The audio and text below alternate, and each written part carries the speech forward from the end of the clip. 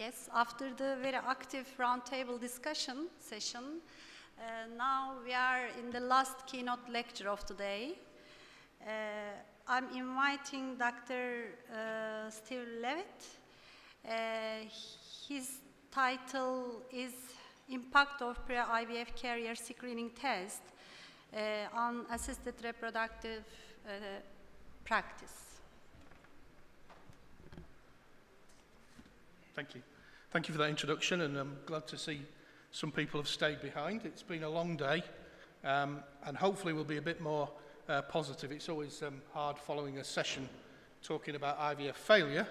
We're all in this business to try to get some successes. So I'm going to talk a little bit about carrier screening, and going to put it into context of talking about some of the reasons we've reached this point, and hopefully most of it is very positive in terms of how we've improved our success rates over the last few years.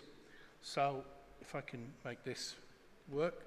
So I'm just going to talk a little bit about what does success look like in IVF, what are we always looking for, and I think that's changed over time, how we've improved the IVF outcome over the last few years, what carrier screening can introduce into IVF clinics, and certainly in terms of welfare of the patients, and then a little bit about introducing genetic screening into the clinic. I've tried to take as much of the commercial aspect of the talk out as I can. You'll see at the bottom of the screen it says Evolve.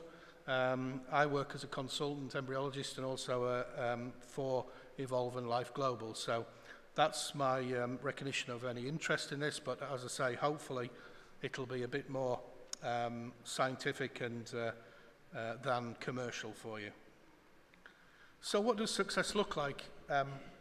I'm old enough to have been in the field quite a long time, and from the early stages when we worked in the field, from the birth of Louise Browning, obviously in 1978, into the 1990s when I started, the beginning of the 1990s, any pregnancy that we had was a success. Our overall success rates were not very good, and it was very variable from clinic to clinic.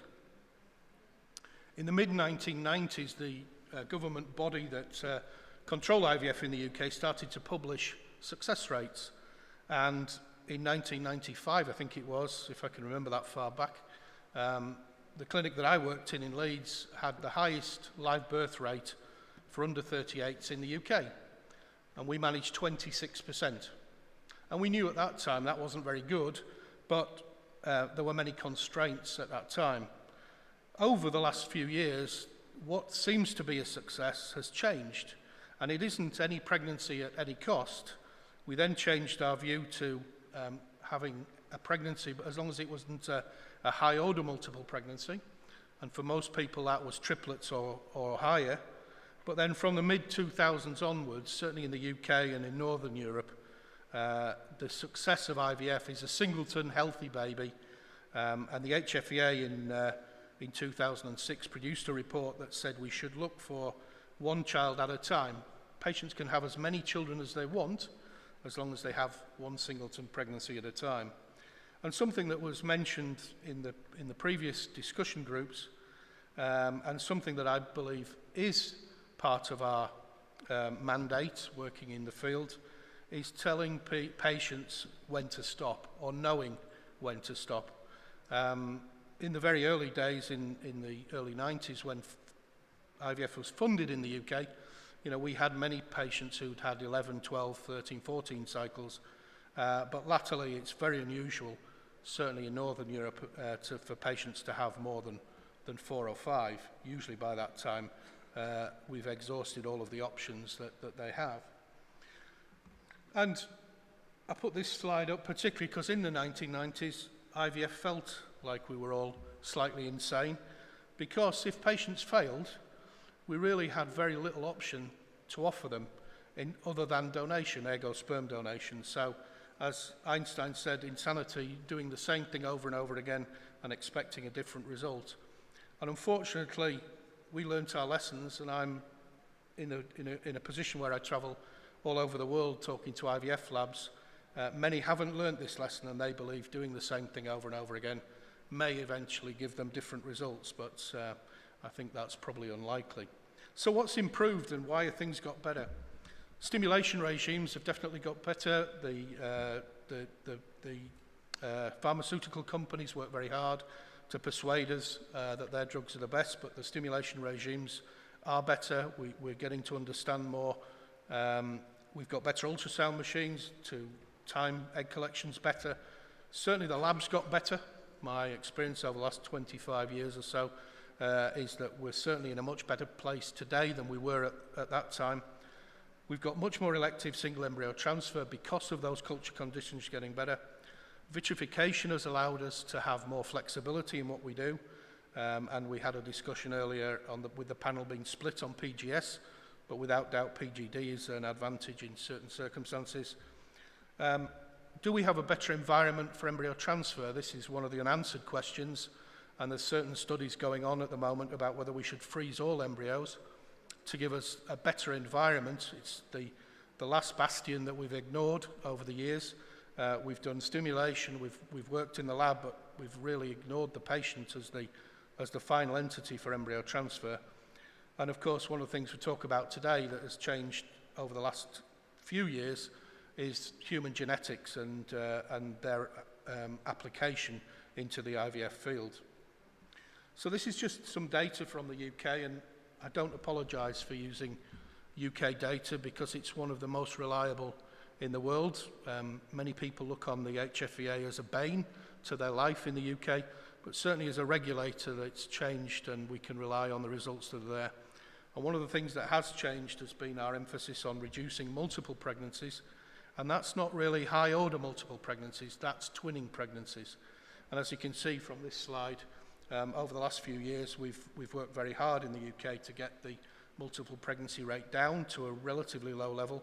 Still not where the HFEA in most clinics want to be, but much better than many cases and many countries around the world.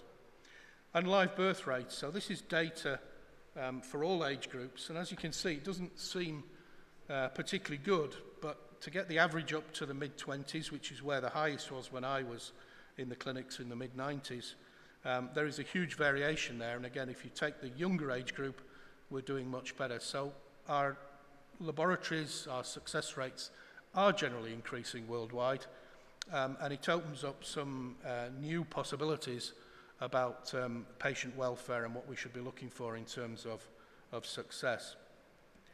So what's next? Patients are looking for a live birth, obviously. That's the reason they're coming through for our treatment. But at what cost? And certainly now with the improvement in next generation sequencing and other techniques, we can now look at the patient and the embryos and subsequent pregnancies to see if everything's normal and going according to plan. We can screen patients for genetic disorders before they start treatment. We can look at fertility-related genetics to see if there's some issues there that may affect treatment outcome and help patients get to the right treatment sooner. And I've just put one example there, the azoospermia factor region, which is very important if you have non-obstructive azoospermia. So we've got a way forward, and one of them, which is what I'm going to focus on, is pre-IVF carrier screening, which is prevalent in some countries already, and I think will come to most of us in the IVF world over the next few years. I stand here, as I did maybe 10 years ago, talking about vitrification, and I believe strongly that vitrification was the way forward. Many places, many countries, many clinics were resistant, and they wanted to see what others did first before they introduced it, and now we're at a point where slow freezing has almost become non-existent in the IVF lab. So we're looking really at monogenetic diseases, and according to this online map, more than 3,700 genes have been identified that cause phenotype-causing mutations, so that the patient has some disease either in early, middle or late life. And it's something that the improvements in genetics has allowed us now to test for. So just as a reminder, and I'm an embryologist, not a geneticist, so it's as much for me as it is for you, that the inheritance of monogenetic diseases has several forms. Autosomal recessive, which is that both couples have a copy of the mutation and pass it on to one of their children, and that's not the same as a dominant condition where you only need one mutated copy of the gene. We have X-linked recessive and X-linked dominant, and as you can see, those both affect males in the X-linked recessive, but in dominant can affect males and females, although males are more severely affected. It's estimated, and this is an estimation because obviously not everybody in the population is screened, and what we're finding actually as part of the screens that are coming back is that 24% is probably an underestimate of the actual carrier status of patients in the general population, certainly of the IVF fraternity. If that then expresses in the rest of the population, then we're looking at probably into the 30% at the moment. 80% of those conditions, I'm sure as people know, the family will have no indication that there's a problem. They'll have no symptoms, and it's only when a child is born that has the disease will it come to the forefront. And each individual may have a mutation in several different genes associated with a recessive monogenic disease. So it's a very prevalent issue. Of course, you've got to have two people that are carriers then to have an affected child. So the numbers go up a little bit, but certainly it's a significant issue. And as I say, what we're finding with the screens that we're doing already, and I'm sure other companies are finding the same, is that the general rate is higher than that's been quoted so far. Okay, to reduce the incidence of these diseases, there are parts of the world that have already started to look at this system of screening. The most common one or the most advanced one that I'm sure all of you know is Israel. But anywhere where there's a high degree of consanguinity is likely to be offering screening to their patients in the IVF world as well as the general population. So carrier screening is not focused on IVF. Those are patients who are coming forward where they know exactly when they're going to try and get pregnant, but of course it does apply to the wider population.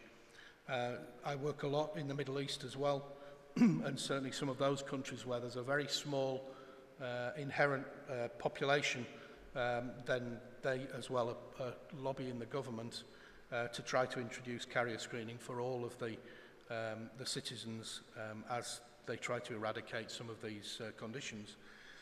Many of the Royal Colleges or colleges around the world of obstetrics are also recommending that a certain number of diseases are screened for, including the US, which I think has a panel of 14 that they now recommend patients are screened for. So I'm sure many people have seen these sort of tables before, and obviously population have very specific risks for some of these genetic disorders, and they're different amongst different people in the world.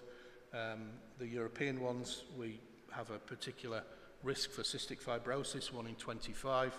I visited a test centre in Adelaide in Australia, and last year they reported that patients coming through their door, their screens had shown a 1 in 4 risk, or 1 in 4 carriers of cystic fibrosis. If we look at the Mediterranean group, we fall into here. Thalassemia, cystic fibrosis are also very common. So ethnicity is a significant factor in your risk for some of these disorders. So carrier screening, what does it mean for the patients? Well, firstly, they've got to decide on which genes are going to be looked at. There's a constant argument amongst the professionals, and I'm sure the people who do testing, is more better.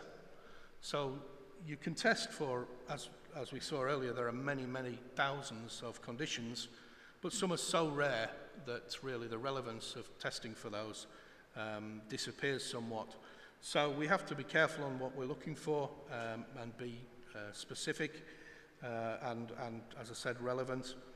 We also have to look at the method of analysis, how we get the best results with the least false negatives and positives, and also the level of support that we give to patients. We're all used in the IVF community to giving counselling to patients, which is more support and understanding of the IVF cycle and what they're going to go through. Obviously, genetic counselling is something different and often needs professionals who are trained in that area to give it, not open to general members of the clinic. So in terms of implementing genetic screening, that's one of the things clinics have to be very aware of, how they're going to support the patients through treatment and screening. Most of the questions come before they've had the test done, because most of them will come back negative. But obviously there will be some that come back positive, and they'll need to know what that means in terms of their treatment and possible effects on the children born from the treatment. So, how you interrogate the genes. The genes have to be prevalent enough in the population to warrant inclusion. There's no point testing things that aren't relevant for your patient groups. And there are different impacts that these diseases have on various stages in the life of the child, teenager and adult. So there are those that can be managed early. The one that most people quote here is fetal ketonuria, which can be treated very early in an infant's life, and if it is, then they can live a healthy life.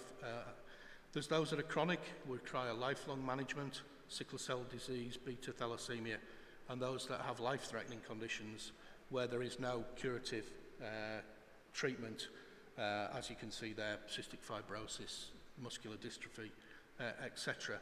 So we have to judge the disease on its relevance and its impact on the patients and the children that may be born from the treatment that they go through.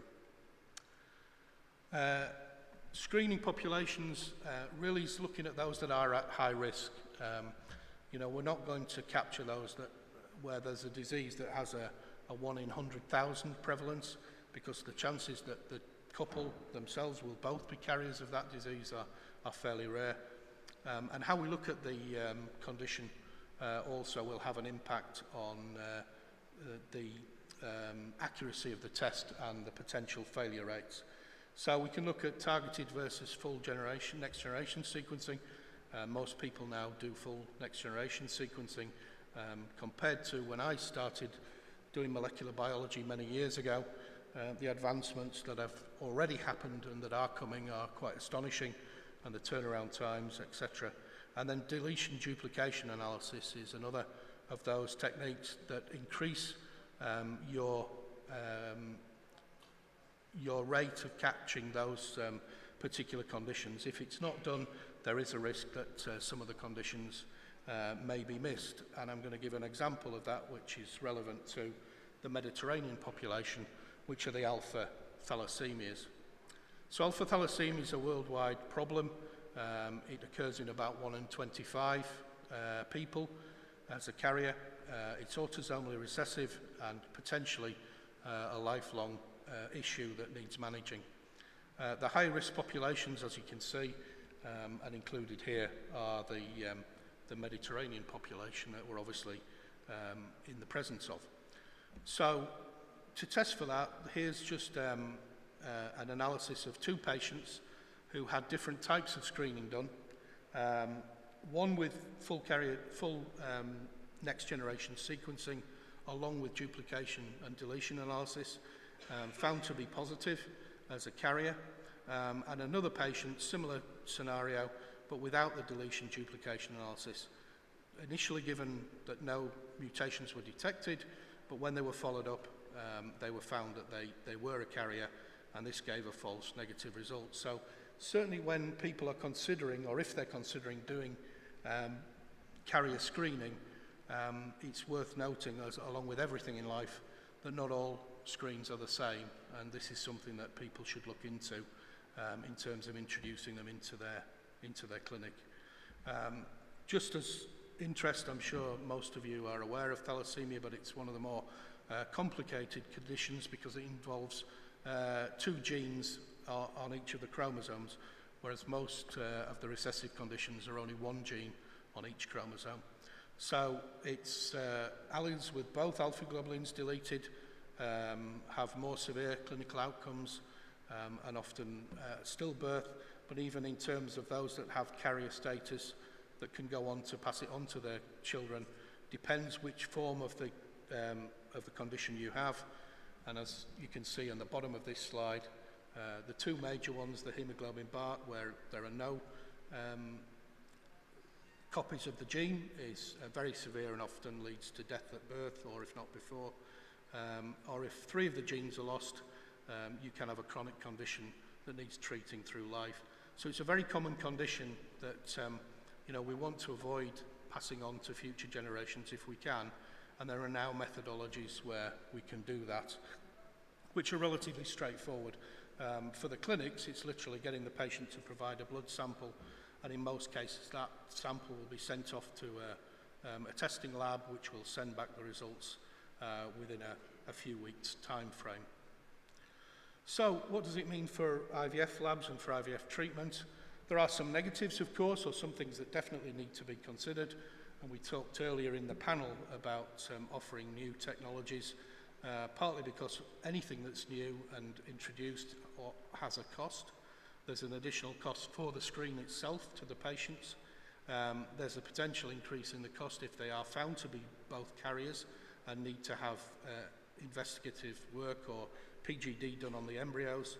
And of course, if it leads them down a donation route, it does depend where they are in the world. We're in northern Cyprus, where of course donation does take place, but if we were in mainland Turkey, that wouldn't be an option. So we have to bear that in mind before we carry out these screens. But what does it mean for the patient? It potentially prevents affected children being conceived, if that's what the patients want. We always have to bear in mind these things are always controversial in terms of those people who are already around that have the condition, and that we don't undermine that condition and make those people a part of society that isn't valued. They can monitor or intervene during pregnancy if they decide to go ahead. They can give appropriate medications early if they know they're carriers and likely to have an affected child, and that improves the prognosis significantly. But ultimately what it does, it gives patients choice and control of their offspring, assuming that the treatment itself is successful. And of course we need to work very hard in the IVF clinic to ensure that we have the best pregnancy rates we can, so that the patients are given the best chance of success. So in the pre-IVF setting, so basically while we're working up the patients before they come in for treatment, where we would do their FSHs and ultrasounds, carrier screening can be introduced. It enables patients to have access to their genetic information, and we must provide them with appropriate counselling to help them through what the implications of the tests are, but also what might happen should the test come back positive. But the pre-IVF genetic screen is only part of what can be offered.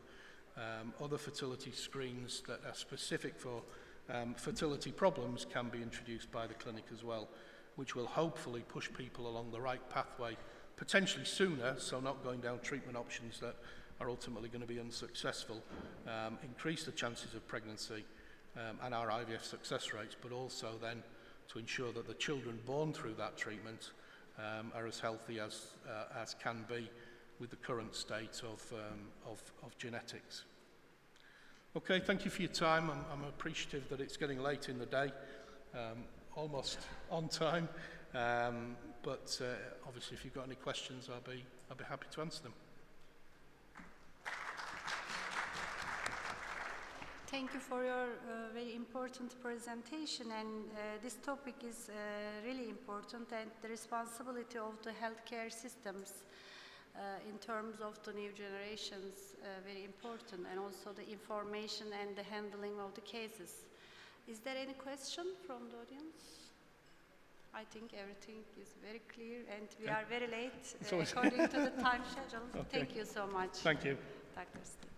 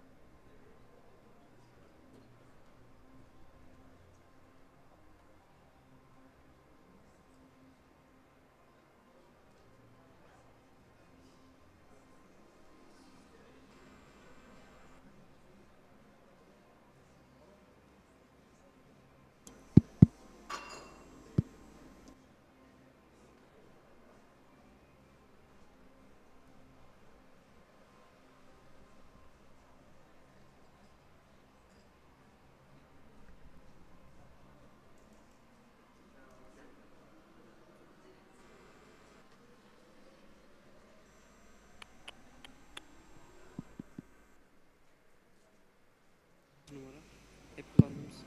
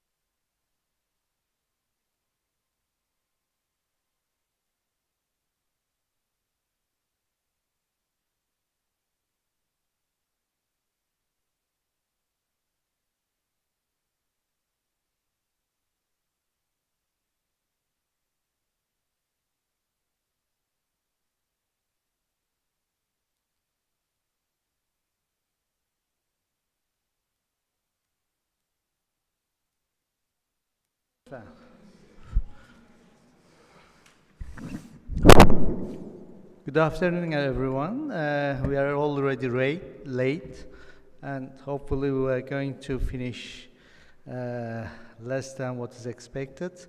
We have three precious participants. Dr. Berfu Demir, she is from Zübeyde Hanım Hospital from Ankara. She is associate professor. Dr. Samuel Santos Ribeiro, he is consultant on fertility diagnostics and genetics and immunology, Brussels from Belgium.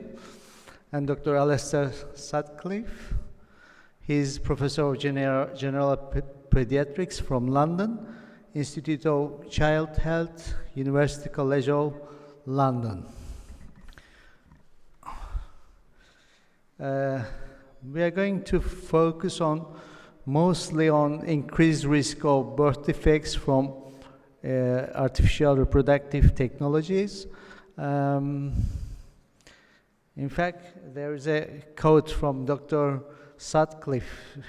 He quoted, "The purpose of life is not to be happy, but to matter, to be productive, to be useful, to have it make some difference that you live, that's all." And I think he's working on it. His philosophy is that. As you know, about 1 to 3 to 4% of pregnancies are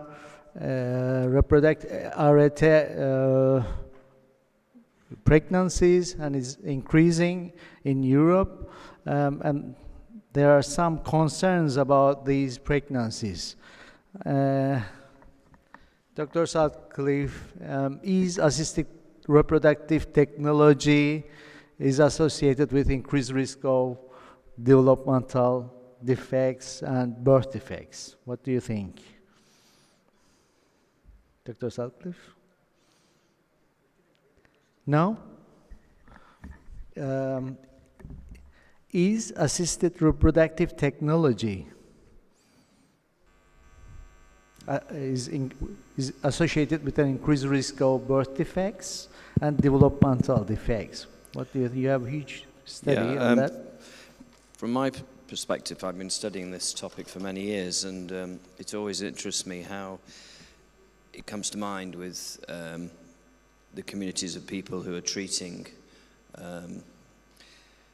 couples who need to have a baby with assisted conception. And I think there's really quite incontrovertible, powerful evidence to suggest that there are a higher risk of birth defects in children born after assisted conception, but there's also fairly strong evidence that it's not due to the IVF process, it's more about the genetics of the couples who are needing the treatment in the first place. And the typical figure I would quote is 1.3 times the background population, about 30% increase. But I've not seen any evidence that it's due to any of the methods that are used as such. It's more about why did that couple need to have the treatment in the first place and what conditions they carry. For example, some work was done with the initial indications for the intracytoplasmic sperm injection, and it was unsurprising that the males born to couples who'd had the ICSI process for conventional historical indications had higher, the boys were more likely to have urological defects, but I don't think that really is or should be surprising to this particular audience. But to be honest, I think that the birth defect rates are not that much higher, and they're exaggerated by the press. I'm not saying they're zero. There are certain rare syndromes, such as Beckwith-Wiedemann syndrome, which I was the first person to recognize as associated with ART. But generally, it's an old story from my point of view, and I don't think things have changed over the years. And there's some decent-sized studies, and indeed there's some systematic reviews in this field. Thank you. What about Dr. Ribeiro? So I would be of the same opinion that indeed the number of birth defects isn't that much more increased. I do think that people tend to look at this as a relative number, so to pop up the numbers, people say there's a relative increase, but when you see how much that means in absolute, you're talking about a 1% increase at most. There would be one thing that at baseline I would be concerned about, which would be to say that it's the cause of the couple, so let's just forget and do whatever we want. I would still be a little bit cautious while introducing new methods, but so far, except for a very minor association that could be with ICSI, which has been, by the way, followed up very recently in our group to say that these patients are also more infertile. No surprise there as well. But besides that minor increase in ICSI, there's not been a lot talking about birth defects specifically. The data and significance of the results are different. I agree with the other clinicians because many of the data come from retrospective cohort birth data, registered birth data. And the data, the pregnancy termination related to birth defect and stillbirth related to birth defect were not recorded in that cohort studies. And also donor oocyte cycles were not included in that analysis. We don't know. We only compared the demographic characteristics of the patients. However, then we explained all the results, the omni factor. Many of the contributing factors affect the results, but we treat difficult patients and many poor confining factor themselves. And then we only explain the results, the treatment techniques. It's not writing.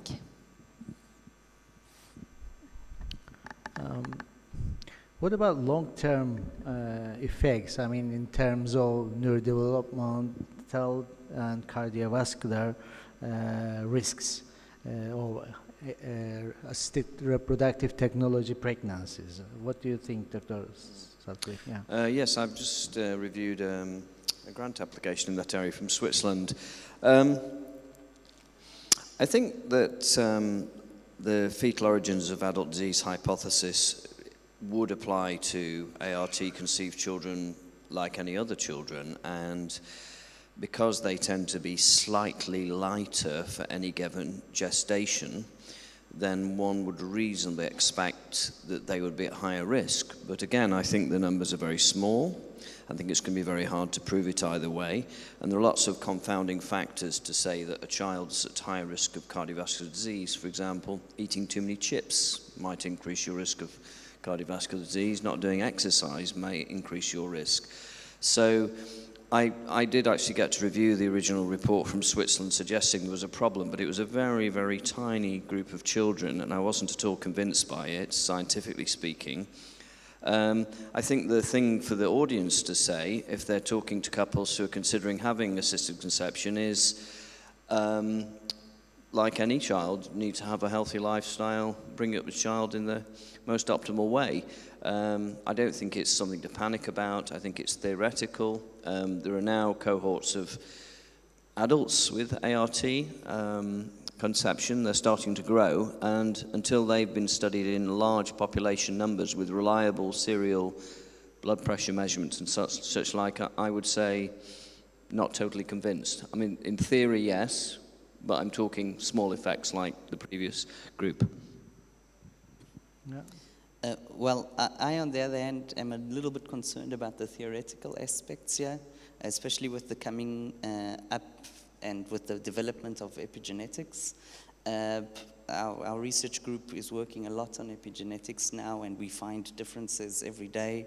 There's been an impression that whatever the parent did was bad as long as it was done in the uterus. We start to get the impression that that is not what is happening. But I'm honest here to say that what we're looking are very far away surrogate markers of what one day might or might not be diabetes, cardiological disease.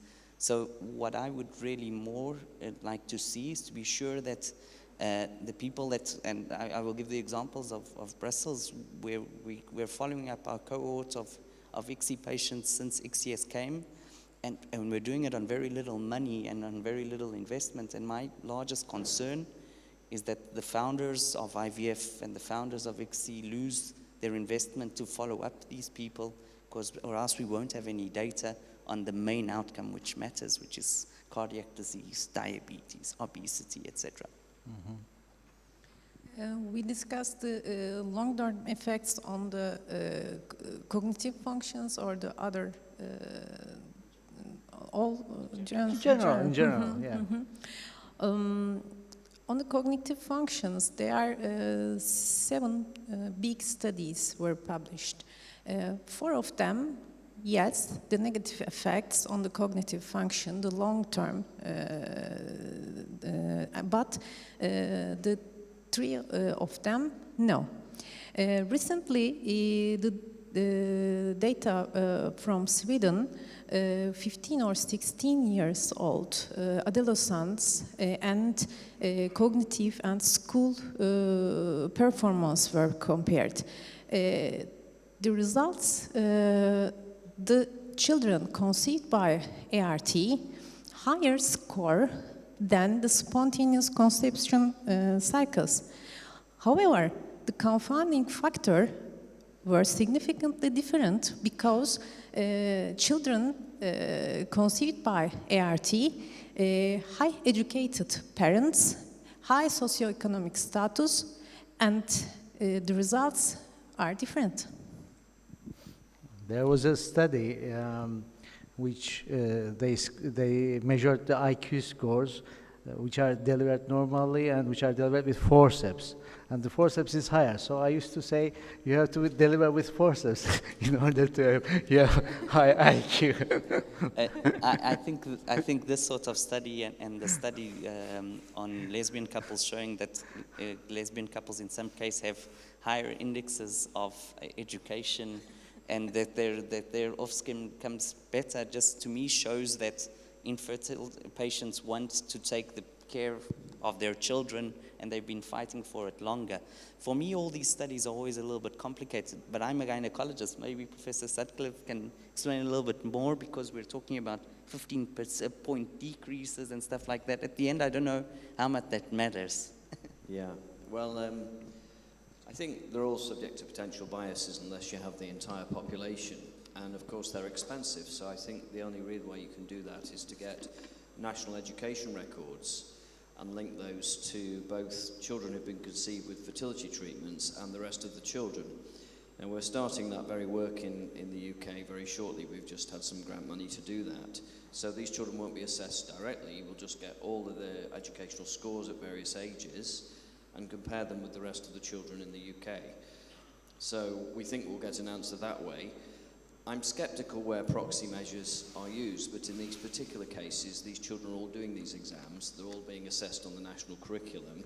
And so by proxy, a good proxy, you'll discover whether there is any difference in very, very large numbers. We're talking 77,000 children. So watch this space is the answer. But I'm aware of the studies that my lovely anchor colleague has described there, and I'd say they've all got potential defects. And I agree with Dr. Ribeiro that the wantedness aspect and the educational attainments of the parents, these are factors which are tend to favour ART conceived children over naturally conceived children. I think the real experiment would be to find out those couples who went for ART and didn't conceive. As one of my Irish colleagues once predicted, they'll be less intelligent than those who do succeed. I know it sounds a bit politically incorrect, but the very process of having to go through that and complete it sort of sets you above those who don't. So until we get these very big population data sets and crunch them together, I don't think we can give a reasonably definite answer about this, once and for all, we hope. Thank you.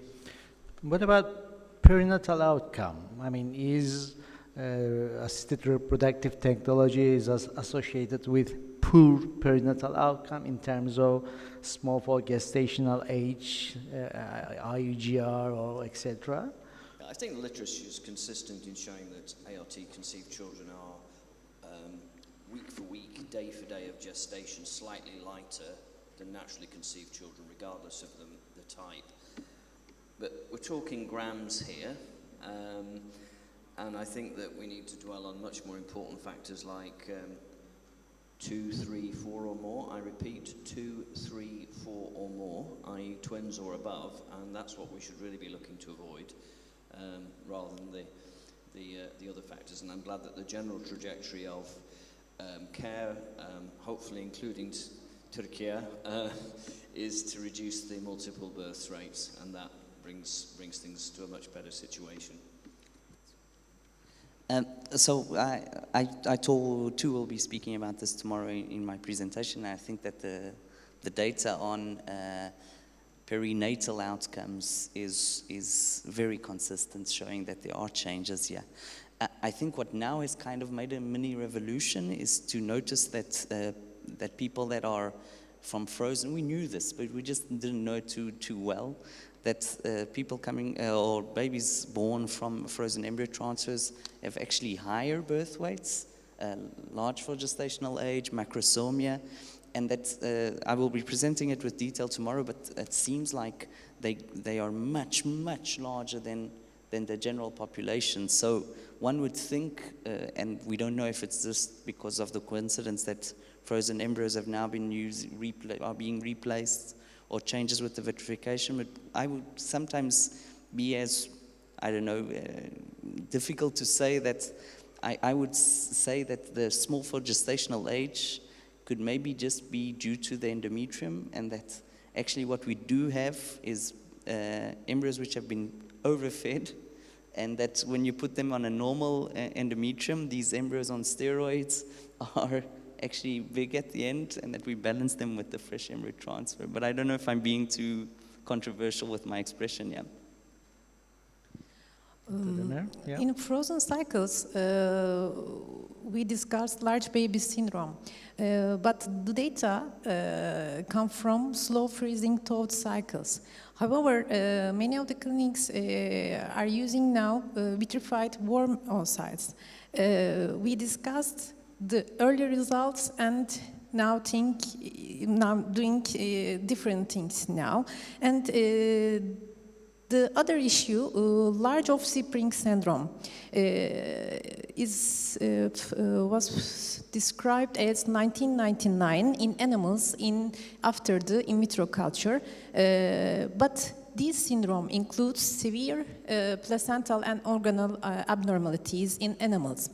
But it is not the mirror large baby syndrome. We talk about just 200 grams increment for the babies. It doesn't matter, I think. Well, just a small update, and it's very recent, so you might not be made privy of it, but there was actually a recent paper from our center showing that in vitrification, these patients also still have higher birth weights. But I come back to what Professor Sutcliffe is always talking about, that does it really matter to have a couple of grams extra if your baby develops normally? So my question there is macrosomia, I would say, is important, but is having a couple of grams extra that much important? Should we be dwelling on this? And more importantly, we prepared some slides on this to guide the discussion, but I will tell them to you. It's important to see the relative risks that you're talking about here. You're talking about reductions in the order of 10%, 20%. You're talking about small numbers at the end. And we know by default that these infertility patients will have more complications regardless. So we talk about the developmental defects, perinatal outcome. What about epigenetic and genetic disturbances? I mean, is RET is associated with genetic disturbances, imprinting, epigenetics, and etc.? Well, the only convincing evidence so far of an effect on the epigenetics in human beings, I know there's lots of animal studies, a lot of which have been not reproduced in humans, fortunately, with doing things with potassium and various other culture media in rats and such like. But Beckwith-Wiedemann syndrome, which has a natural incidence of 1 in 15,000 in the human population, is increased by a factor of 10 times in ART conceived children, and there are various reasons for that.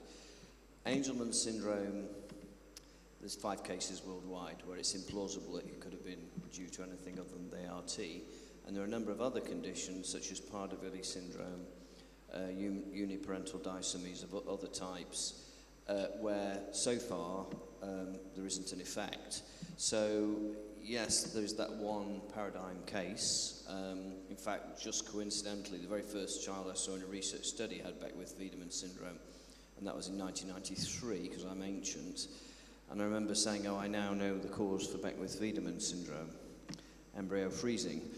I didn't know it might be partially true at a later date, but I think beyond that, as yet, a lot of it is based on animal work and it's speculative. And I think that one component of why we perhaps don't see those effects is spontaneous abortion.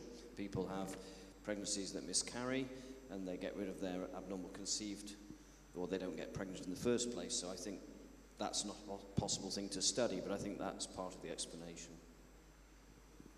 So following up, I think that there is no doubt that there are epigenetic changes occurring in the embryos. We have multiple studies on that. There are a number of PhD students developing their thesis on that now, and all the studies are positive.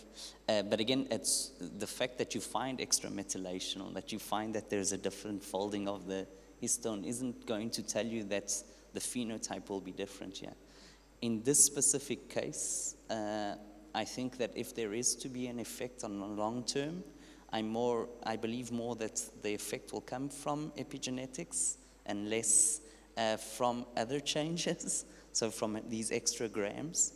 But for me, this is something that concerns me now, that we all of a sudden opened this Pandora box. We thought that the genome was everything, and now all of a sudden it's the phenotype.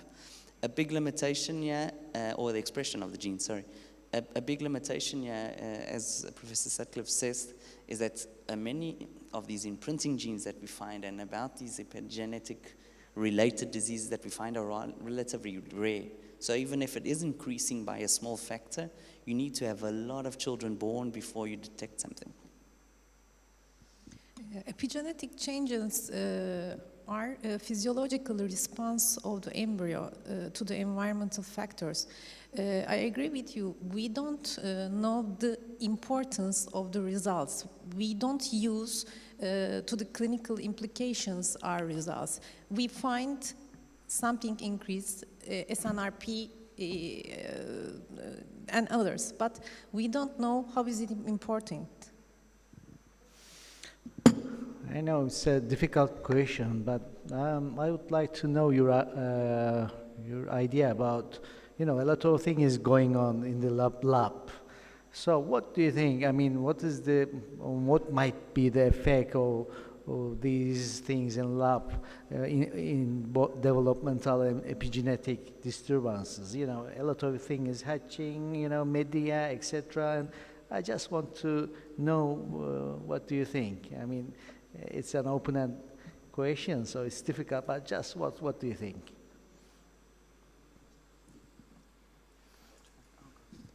So coming from my point of view, and I need to explain a little bit why my point of view might be a little bit different. For the last 4 years, I was involved in the development of a culture media specifically for in vitro matured embryos.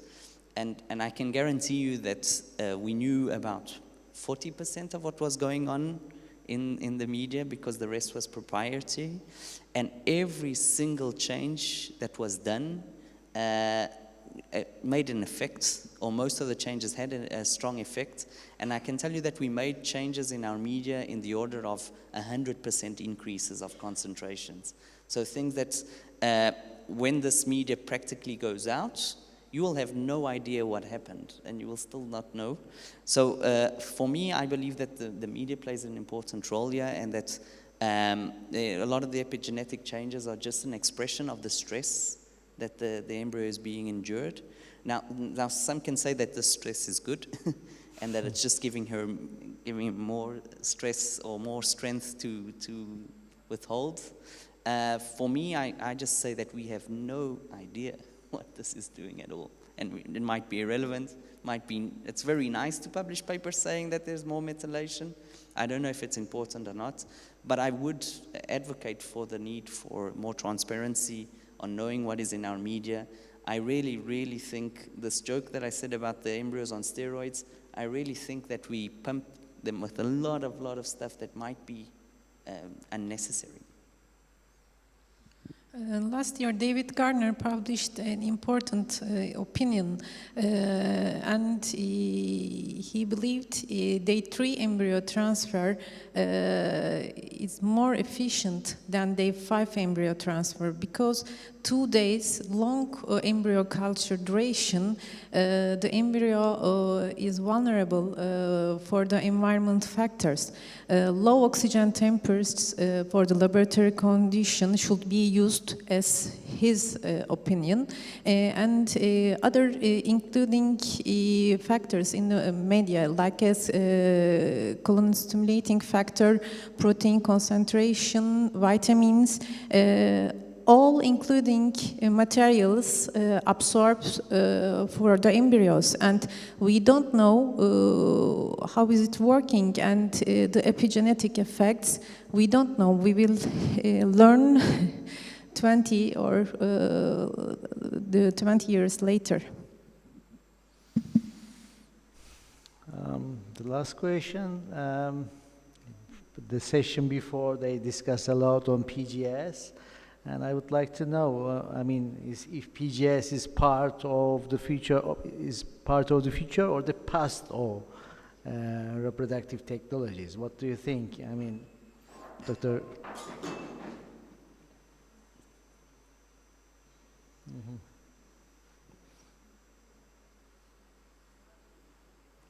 No one was sitting. That's okay. I'm the least expert here on this, but I think it's one of these fashions, and it's going to come and go. That's my impression.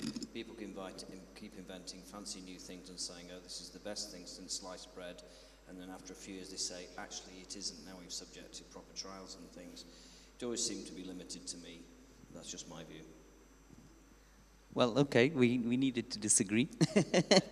So, and when this question came out, I knew there was going to be disagree, and I don't believe that PGS is part of the present, but I do believe that it might be part of the future. And I think that the major time points or conditions that we need to meet to be able to do so is to lower the costs, which is easy. I think that's the easiest part to do. Because as soon as you are able to lower the cost, you can use it in a more widespread fashion and very quickly do adequate RCTs with a larger population and more reproducibility. Another thing, and I don't think people score it so much, underscore it enough. It's about timing. Patients with multiple failures want to be pregnant yesterday, and the fact that now we're all moving to a freeze-all strategy, especially for PGS, makes people not want to wait. And if especially their doctor says, well, I don't know, it might help, I don't think it's part of the present. But I do think that the day that you develop a test which will allow you to routinely, I know it's available, but to routinely do a fresh embryo transfer, that will help. The main question for me now, and why I think in the present it's not useful, is there's a lot of question around mosaicism and about the segmental changes, and are these relevant or not? While we don't know, or until we find out if the embryo can self-correct this, and if these things are relevant or should we be taking them in account, I think there is a risk that a lot of physicians are scared about, that we might be hindering the outcome and the cumulative pregnancy rates of these patients. And that was why it was very interesting to see Carmen Rubio's data on cumulative pregnancy, at least showing that there is no hindrance on cumulative pregnancy. I think this is a new era, but I do not recommend all patients to apply it. The selective population may be helpful for them. So it's not screening, right? Okay. Okay. Is there any questions from the audience?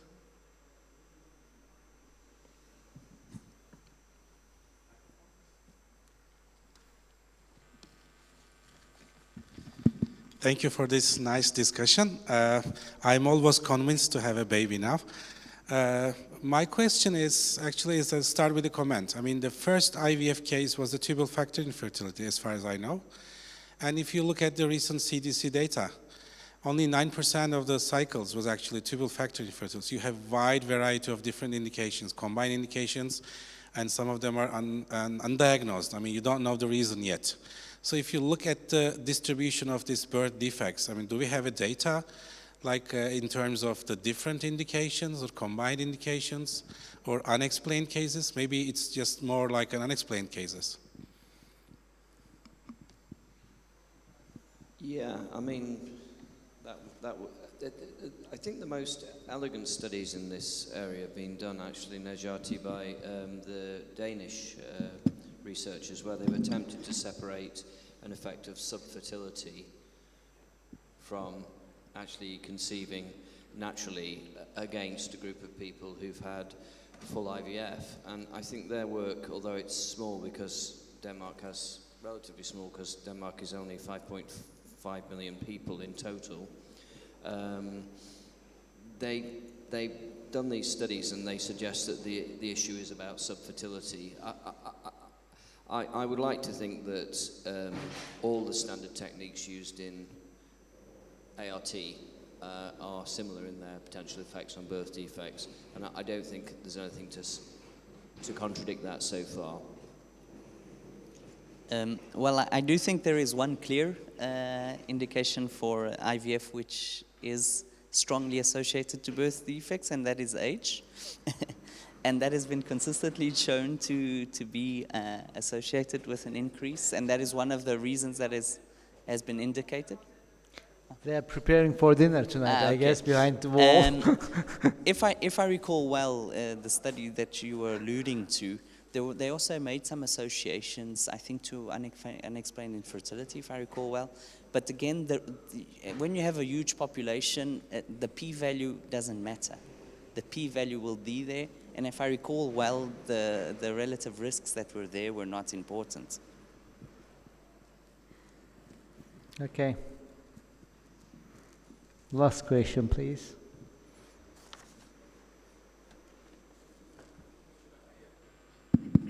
Actually, I have a comment on the weight of the babies for frozen embryos. You said that there's no harm just putting some grams to frozen babies, but I think it's just the reverse, because the IVF babies have a decrease in the weight, and the reason is maybe the implantation, and when we have frozen embryos, then we have normalization of the weight of the babies. And I think the IVF is like a smoking effect. In smoking, we have the same tendency. We have like 150 and 200 grams are less weight of the babies. So I think with frozen embryos, we are just normalizing. Okay, now I got your comment. Well, first of all, I didn't say that it doesn't matter. What I said is I thought that the most important question would be looking at the long-term effects. But I agree with you. I think that what you do with a frozen embryo transfer is that you normalize it. So you eliminate the hindering effect of the endometrium. Unfortunately, data doesn't agree with us. And I'm going to be showing you data tomorrow where you see that on average, frozen embryos are of higher weight regardless. And the concern here is not about the grams, it's about what this gram can translate to, this pre-implantation programming, the causing of the diabetes, of the cardiovascular disease. But I agree with you, I don't think that this 270 gram increase or 60 is going to cause you that much of a difference, except for those couple of patients which are going to have a shoulder dystocia, etc., which could be important in that case, indeed. Thank you. Thank you.